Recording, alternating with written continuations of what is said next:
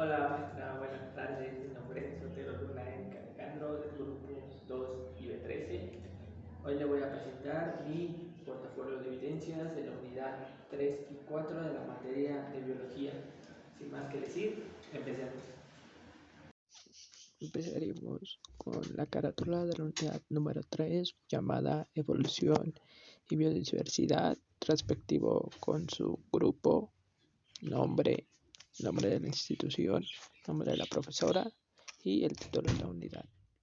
Empezaríamos con el primer tema de la unidad 3, antecedentes de la evolución. Decía, en el siglo XIX, Charles Darwin y Alfred Wallace de manera independiente descubren el mecanismo mediante el cual se produce una evolución y da a la obra de Darwin el origen de las especies.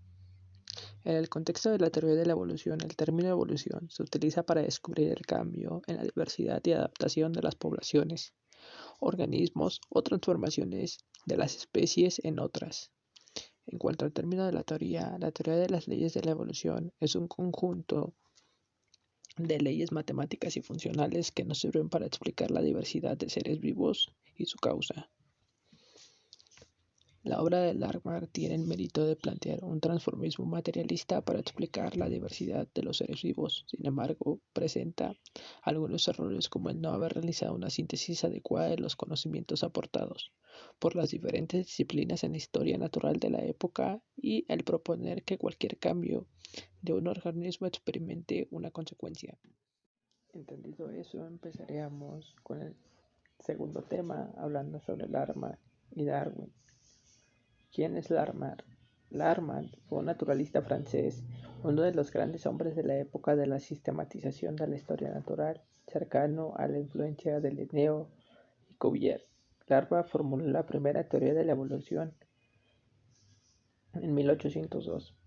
El lamarckismo es el término usado para referirse a la teoría de la evolución, formulada por el naturalista francés Jean-Baptiste Lamarck a principios del siglo XIX, en su libro La filosofía zoológica en 1809.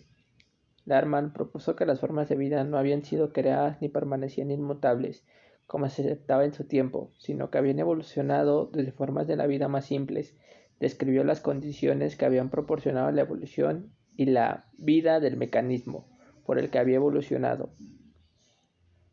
Lamarck en la teoría propuso que la vida evolucionaba y que a medida de los individuos de nuestras especies cambian de la situación. Como mecanismo para traducir esos presupuestos en cambios evolutivos, propuso el conocido la herencia de los caracteres adquiridos, refiriéndose al día de hoy que no se ha demostrado, capacidad de los organismos que traslada la herencia de los caracteres adquiridos en la vida. Esta herencia no sería ni directa ni individual, sino que sería, tras a lo largo del tiempo, estar sometidos a parecidas circunstancias y afectarían el conjunto de los individuos y el grupo sometido a esas. Así abriríamos tema a Charles Darwin, el padre de la teoría de la evolución.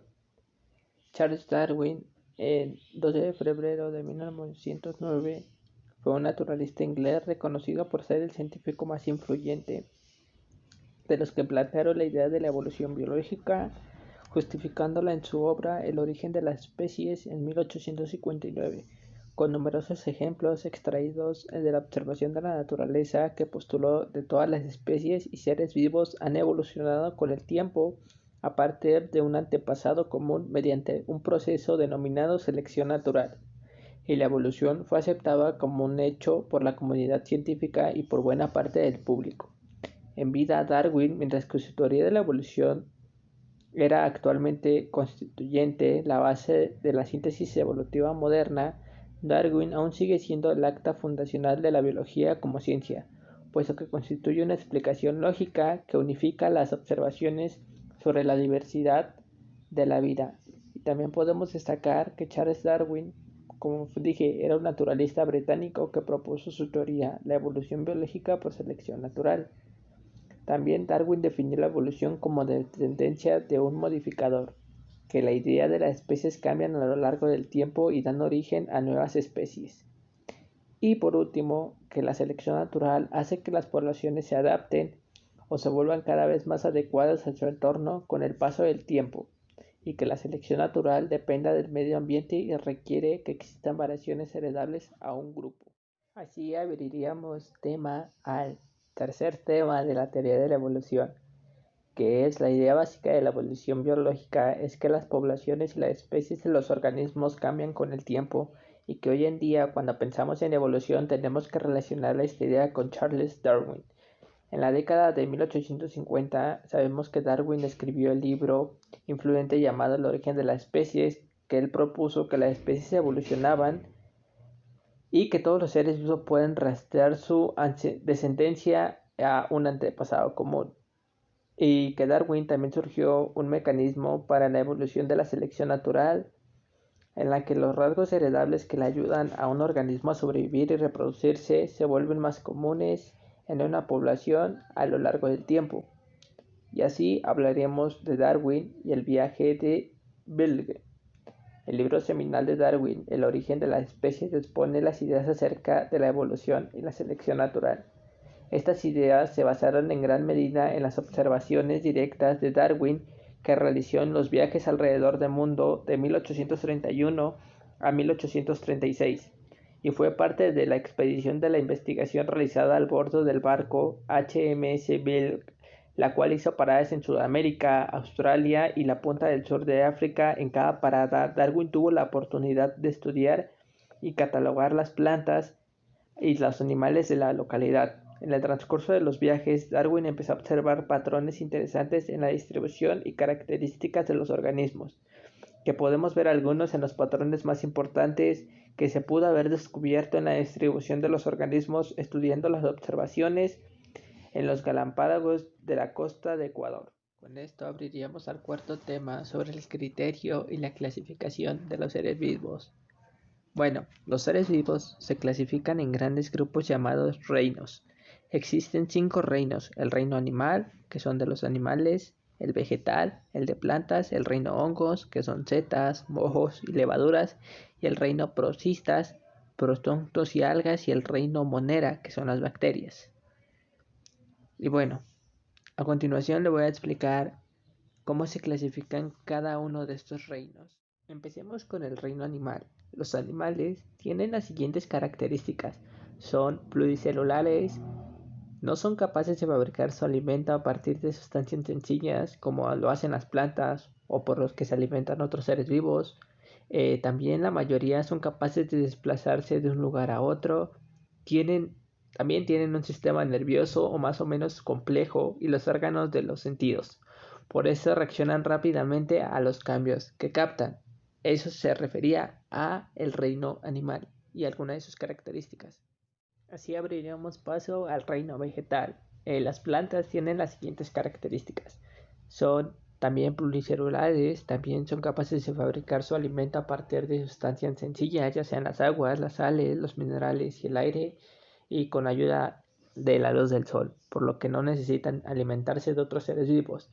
Viven fijas al suelo y no tienen un sistema nervioso ni órganos de los sentidos. A pesar de esto, son capaces de reaccionar lentamente ante algunos estímulos, ya sea la luz, entre otras cosas. Y pasaremos al reino fungi o al reino de los hongos. Los hongos son setas, los mojos y las levaduras, anteriormente dicho, y tienen las siguientes características: pueden ser unicelulares, ya sean las levaduras, o pluricelulares, que sean las setas y los mohos.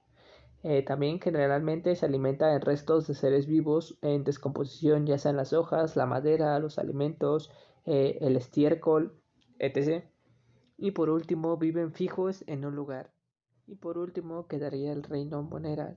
Las moneras son las bacterias y tienen algunas de las características: son unicelulares y viven en diferentes medios, ya sea el agua, el aire, el suelo, en el interior de otros seres vivos, etc. Y tienen algunas bacterias que son beneficiosas para las personas, pero otras causan muchas enfermedades. Y a continuación se vería la pequeña actividad que nos dejó sobre el mapa conceptual de los seres vivos. Y ahí se explicaría brevemente cómo está conformado los seres vivos.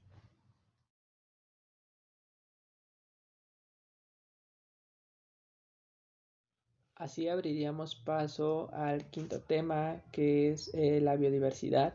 La biodiversidad o diversidad biológica es la variedad de la vida, que este recién concepto incluye varios niveles de organización biológica y que abarca la diversidad de distintas especies, ya sean las plantas, los animales, los hongos y los microorganismos, que son una variabilidad genética en los ecosistemas, de la cual forman muchas regiones en donde se ubican, pues ya los antes mencionados. El concepto fue acuñado en 1985 en el Foro Nacional sobre la Diversidad Biológica de Estados Unidos en Edward O. Olgison en 1929, entomólogo de la Universidad de Harvard y profílico escritor sobre el tema de la conservación, del título de la publicación de los resultados del foro de 1968 como la biodiversidad. Y también los seres humanos pues hemos aprovechado la variabilidad genética y hemos domesticado por medio de la selección artificial varias especies. Al hacerlo hemos creado una multitud de razas, pues maíces, frijoles, calabazas, chiles, caballos, vacas, borregos y entre muchas cosas más, las cuales las variedades de las especies domésticas nos proporcionan pues las tradiciones que mantenemos pues en nuestra biodiversidad cultural. Y pues esto está compuesto y esta es nuestra identidad, ya que pues incluyen una estructura y una organización física en el patrón del ecosistema y una función que pues son los procesos ecológicos y evolutivos, y que incluyen la depredación, la competencia, los parasitismos, la dispersión, la polinización y una serie de diversos más. Y con esto cerraríamos el tema de la unidad 3 sobre México, un país diverso. México también es considerado un país no diverso, mega diverso, ya que forma parte de un selecto de grupo de naciones que poseen pues una mayor diversidad de animales y plantas, que sería casi un 70% de una diversidad mundial, que son como distintas especies, los más conocidos como los anfibios, los reptiles, las aves, los mamíferos y las plantas. Este concepto es distinto a un concepto de biodiversidad, ya que el principal criterio para pertenecer al grupo de los países megadiversos es el endemismo, y para ser megadiverso, pues un país necesita tener al menos 5.000 especies endémicas de plantas. También otros criterios incluidos en el concepto pues son diversidad de especies, diversidad de niveles taxonómicos y superiores. Y esta diversidad de ecosistemas incluye la presencia de ecosistemas marinos y de selvas tropicales. Pues también en 2002 se creó pues un grupo de países megadiversos, pues, en anfines, como sería Cancún, México, y pues donde incluye pues Guatemala y Costa Rica. Y México se podría decir que es uno de los tres países más megadiversos junto con Estados Unidos y Colombia, con litorales tanto que es el Atlántico como el Pacífico, y es el concepto que complementa pues las ecorregiones terrestres prioritarias y al de regiones silvestres de alta biodiversidad. Y bueno, como puede ver a continuación, pues presentaría la actividad, que sería una tabla con los 10 primeros países, ahora sí, megadiversos. Tendríamos como primer lugar que sería Brasil, como segundo Colombia, como tercero Ecuador, como cuarto México, en quinto tendríamos a Perú, después le seguiría Venezuela, luego está Estados Unidos, a continuación China, Indonesia y Filipinas. Esos son los 10 principales, se podrán decir, países super mega diversos. Con esto comenzaríamos la unidad número 4 y última, pues con nuestro nombre de la escuela, nombre del alumno, el grupo, nombre de la maestra y el título, medio ambiente. Y así abriríamos paso al primer tema, llamado ecología como ciencia.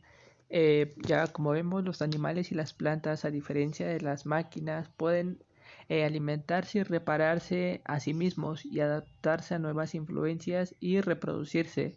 Estas facultades dependen de las relaciones recíprocas muy complejas entre las diferentes partes que conforman pues un organismo. Y es aquello que afecta a una parte del cuerpo y sin embargo afecta mucho. Aunque todos los mecanismos de la vida integral de la planta o el animal forman pues una individual, no pueden vivir como identidades aisladas, sino que estudia de las acciones recíprocas entre sistemas vivos y a su medio ambiente constituye la ciencia de la ecología. El término ecología proviene de la palabra griega olkos y comenzó a ser usada en la segunda mitad del siglo XIX en las obras zoológicas y botánicas y fue definido originalmente por Ernest Haeckel como el cuerpo de conocimientos que trata de las relaciones entre los organismos y su ambiente orgánico e inorgánico. Con el paso del tiempo, la estructura ha sufrido cambios que reflejan una intención adecuada a las necesidades del momento y el resultado de el marxismo y cognitivo procedentes de las innumerables investigaciones efectuadas. Con esto abriríamos tema al segundo tema de niveles de organización de la ecología. Los ecosistemas pueden ser estudiados en niveles pequeños o niveles grandes. Los niveles de la organización se describen a continuación del más pequeño al más grande. Se podría decir que una especie con un grupo de individuos relacionados genéticamente pueden aparearse para producir pues descendencia fértil. Y también se podría decir que una población es un grupo de organismos que pertenecen a la misma especie y viven en la misma área de la interpretación entre sí. También se puede decir que una comunidad está dada en una población de especies diferentes que viven de la misma área e interpretan entre sí, pues la comunidad está compuesta por factores bióticos del área. Otros podría decir que la biosfera es la parte del planeta con organismos vivos y la biosfera incluye pues una gran parte de la Tierra e incluso la parte de los océanos y la atmósfera. Los ecologistas también estudian todos los niveles, desde los organismos individuales hasta el ecosistema entero y la biosfera. Con esto abriríamos al tercer tema, factores de la ecología, biótico y abiótico. Los factores ecológicos son las características del medio ambiente que afectan a los seres vivos y que pueden ser biótico y abiótico. Los bióticos son los factores que todos los organismos de un ecosistema que sobreviven y los que tienen vida pueden referirse, ya sea a la flora, la fauna, los humanos de un lugar y de sus interacciones. Los individuos deben tener comportamiento y características fisiológicas y específicas que permitan que supervivan y reproduzcan en un medio ambiente definido. Por su parte, los factores abióticos son los distintos componentes que determinan el aspecto físico en el cual habitan los seres vivos. Entre los más importantes son el agua, la temperatura, la luz y el pH. Específicamente son los factores sin vida, los factores abrofisios y son los principales frenos del crecimiento de las poblaciones. Con esto pasaríamos al cuarto tema, que son relaciones en el ecosistema intraespecíficas e interespecíficas. Se podría decir que se establecen con fines reproductores, alimenticios y ayuda mutua y ayuda a la protección frente a los otros depredadores. Las relaciones intraespecíficas se podría decir que son varios, pero te voy a decir los primeros tres, que son la familia, que están formadas por los progenitores y descendencia y con la finalidad de la reproducción y en el cuidado de las crías. La segunda sería la colonia, es la asociación formada por el individuo, originados por la gramatización y aparte de un individuo de que surgen otros. Las sociedades, que son los individuos que están diferenciados en costas según las características morfológicas y fisiológicas. Con esto pasaría a las relaciones interespecíficas, que son las relaciones interespecíficas las que se establecen entre individuos y distintas especies y que pueden ser beneficiadas o indiferentes.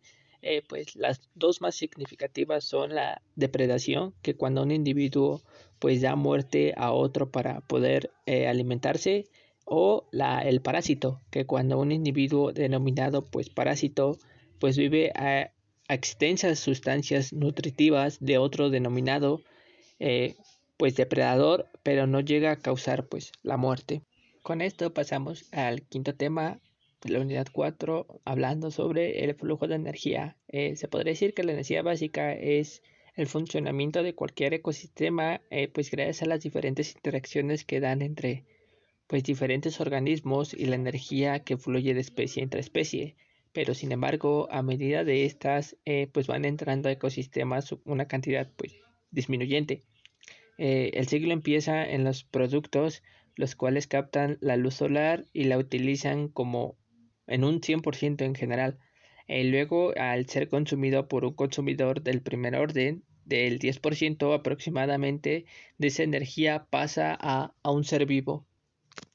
Una vez explicado lo anterior, pues se podría notar en la tabla pues un esquema y también llamada una pequeña actividad que nos dejó pues cómo son las fases de la luz o del flujo de energía, cómo se van, empieza primero del sol, luego se traspasa a productores, luego de ahí eso lo convierte, los productores los convierten en calor y esos mismos reproductores se pasan a consumidores, después pasan el calor y después los consumidores se descomponen y también causa pues nutrientes inorgánicos.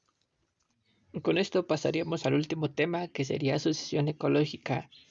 Pues la sucesión es un cambio progresivo en una comunidad ecológica y sucesión primaria y secundaria.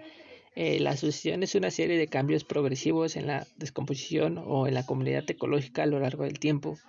La sucesión primaria, la raza pues recreen formada o recién expuesta, colonizada por primera vez. También en la sucesión secundaria es un área anteriormente ocupada para los seres vivos y se va alterada o pues afectada y luego pues se vuelve a colonizar. También la selección ecológica es una serie de cambios progresivos en las especies que componen pues una comunidad, principalmente pues a lo largo del tiempo. Y pues a continuación se podría ver un esquema que es la actividad de la sucesión ecológica, que pues se podría decir que cómo está conformada la sucesión ecológica y cada una de sus componentes, pues sus fases, sus nutrimentos, la temperatura, la humedad. Es para poder entenderlo un poco mejor. Bueno, maestra, sin más que decir, eso sería todo. Espero le haya gustado, haya sido de su agrado. Sin más que decir, te mando un fuerte abrazo y nos vemos hasta la próxima. Adiós.